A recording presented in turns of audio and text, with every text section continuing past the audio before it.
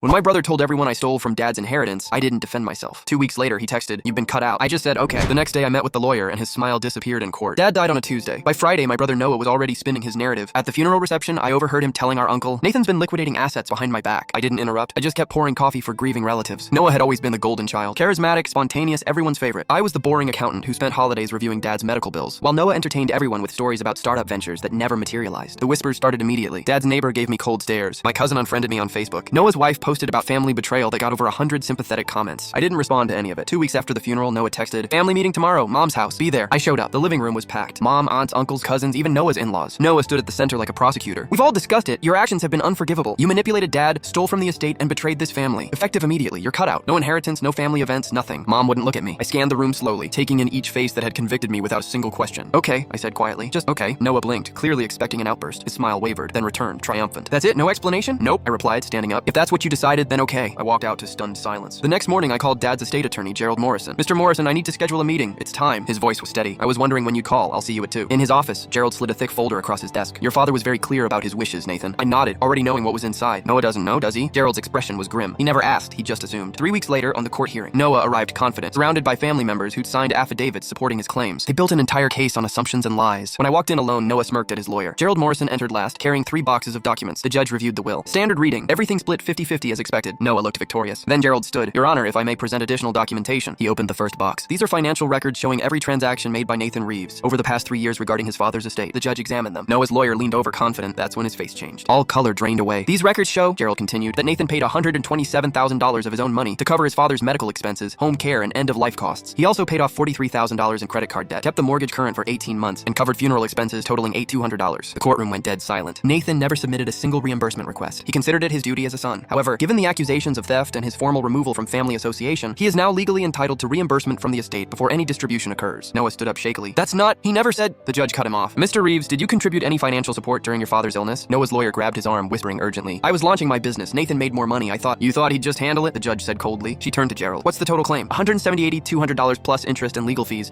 approximately $23,000. Dad's estate was worth $410,000. After my reimbursement, that left roughly $27,000 to split. Noah would get half, $13,500. I'd get my half plus what I'd already paid, totaling over $281,000. Noah's triumphant smile had completely disappeared. His lawyer was packing his briefcase. The family members who'd come to watch my humiliation looked shocked and speechless. As we filed out, Noah grabbed my arm. "You could have just told me." I looked at him calmly. "You could have just asked. You spent 2 weeks telling everyone I was a thief. You cut me out without a single conversation." "I didn't know," he whispered. "Exactly," I said. "You didn't know and you didn't care to find out. You just assumed the worst and convinced everyone else to do the same." I walked away, leaving him standing in the courthouse hallway, finally understanding what his assumptions had cost him. Mom called that evening. "Why didn't you defend yourself?" "Because," I said, "people who truly know you don't need an explanation, and people who don't know you won't believe one anyway."